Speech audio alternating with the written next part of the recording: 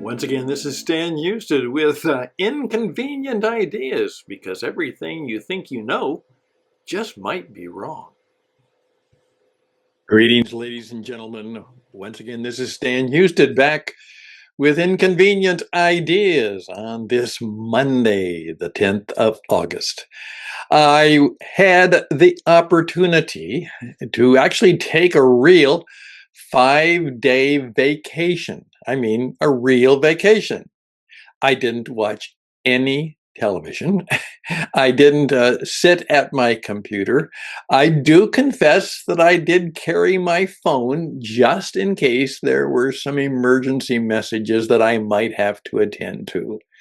And of course, it had been a difficult time. A very dear friend had died suddenly, very much from the same thing that took out, Lindsey Graham. And yeah, he was about my age. And then my brother, who was 3 or 4 years younger than me, found himself in a situation where all of a sudden everything went south on him in physical therapy, and a sepsis attack. It took him out. And so we had all of that happen. And that was just before Karen and I had planned a rather hopeful special event. It was a significant wedding anniversary. And it is significant. It's not a record, but it certainly is above average. And we went to one of our favorite places here now that we are in North Carolina. And we celebrated at a wonderful beachfront arena area. And, a nice place to stay. Nothing extravagant, but very nice. And we were grateful for that opportunity. And that caught me in a sense of deep thanksgiving for the fact that things, in spite of many, many things that are very challenging right now, for the most part, I came out of that realizing that I had a lot of good opportunities ahead of me. Difficulties for sure, obstacles for sure, things that are a little bit scary for sure. But I was able to understand that I was in a place of great opportunity, a POA. And I discovered that I sat down this morning and said, what am I hearing? What am I seeing now that I'm kind of once again attached to what is going on? Been that way for about 24 hours. First of all, there's just a lot of worry going on. There's a lot of wondering what's going to happen. There's a lot of waiting, people waiting. There are people who are doing a lot of wishing that things could be different. What we discovered was that a certain poll had been taken, and this really struck me, that in the midst of this great opportunities and these great challenges, over 64% did not think that they were really in control of their life. That basically they were reacting rather than creating their life. Think about that. 65% of the people, that's 2/3, really feel that life is somewhat out of their hands and out of their control. And of course, it is. However, when it manifests itself, and that word manifest means what you do is what is inside of you, or what your idea is, it gets reflected in what you do and how you behave. And in fact, that was very, very much an idea that, hey, there's just more things that are out of my hands, head, heart, and spirit. And I'm not doing a job of creating things as I wish I could. They're wondering what will be. And then I put this down. What is real? Now, what many of you are discovering is that the AI phenomenon is creating all kinds of things that might not be real. Now, about 6 months ago, I did a program where I saw what was obviously a beautiful, wonderful Christmas celebration. Yeah. And I knew, however, that as real as it was too fake to be real, but it was too real to be fake. And I remember the response of people to that was, that's correct. And even more so, uh, I came across what I thought was an incredible, a very unique and very powerful uh, song of praise and glory, and a unique adaptation of a very famous uh, gospel and country song with a very, very talented singer. And then I realized I'm not so sure that is real at all. There were so many things that were unreal that I wondered. And I asked my AI friend robot, and it came back saying, more and more, what's going to happen is that you will not be able to know if it's real. And you'll have to ask different questions. Is it good? Is it helpful? Is it useful? Uh, or is it terrible? But not, is it real? Now that's an inconvenient idea for sure. And that's what we're talking about. As you see, I've kind of created, thanks to my AI, a new Inconvenient Ideas studio. I have a nice on-air sign, takes me back to my real radio days. And then I said to my AI robot, Joe Rogan, uh, on his video, he has that old-fashioned neon light sign. And then I remembered that that was true of Rush Limbaugh. So guess what I asked for? I asked my specialty robot if it would uh, put together a fluorescent light sign for me. And so I have one in my colors. And Inconvenient Ideas, uh, fluorescent neon old-fashioned light. Is it real? Uh, does it make any difference whether it's real or not? There it is. Now, right now, I'm just simply asking you to put in the same situation that I am, because I really would like, because what is true is that there are a number of things that I've been working on for some time that have had a number of obstacles and challenges, but I have now found that through my resilience and my persistence, and as my wife would say, sometimes your stupidity, that you continued on, and they may actually come into a good thing for lots of people and for me too. But I don't know. I really don't know. But I do know I'm doing the work, and I can help you. Now, here is the AI idea that I put upon myself, and I'm going to simply ask you to put it on yourself. Now, I am now doing a lot of writing, but the problem is I'm not doing a lot of writing. Yeah. I've got a number of books, but I'm confessing right now that I'm not the best of writers. Basically, I'm a communicator, I'm a broadcaster, I'm a talker kind of guy. And I have discovered that here is my strength. This might be a little bit of my superpower, and it perhaps drops from time to time in such a way that it drives people crazy, including my wife.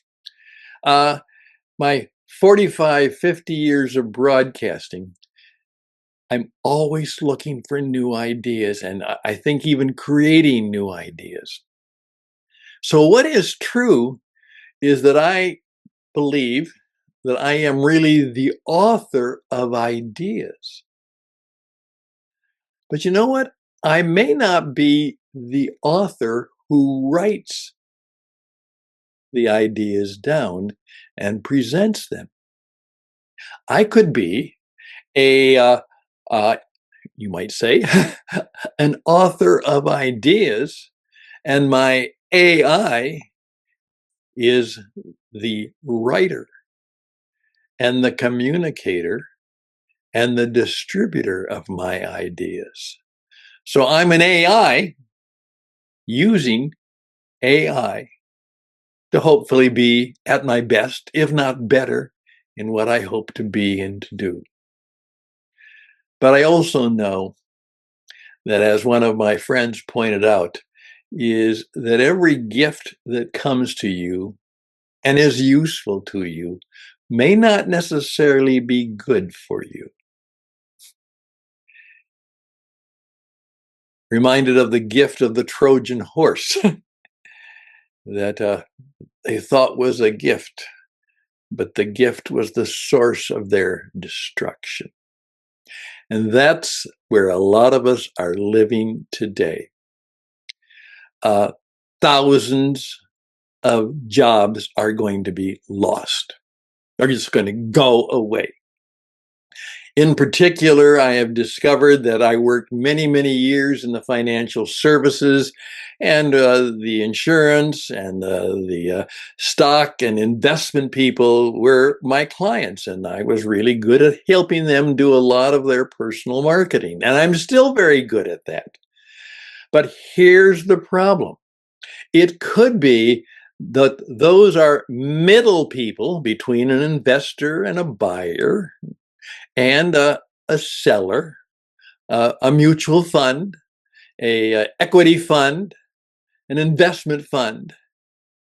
And it could be that everybody now, because of the AI opportunity, doesn't have to use any of those people anymore. They can do the work themselves. They don't need to pay an investment advisor a lot of money or funds to get the results they want. As one of my friends pointed out, he said, you know what? Uh, my AI was better than my doctor. Came back and I wondered, and I gave my symptoms too. And you know what?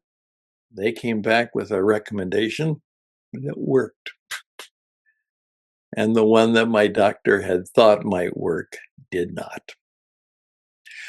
Could all of those things be happening for us now? There will be some significant opportunities, and there will be some significant catastrophes in terms of career and futures and knowing what to do. And today, every college student who's getting ready to go knows that their future is very uncertain.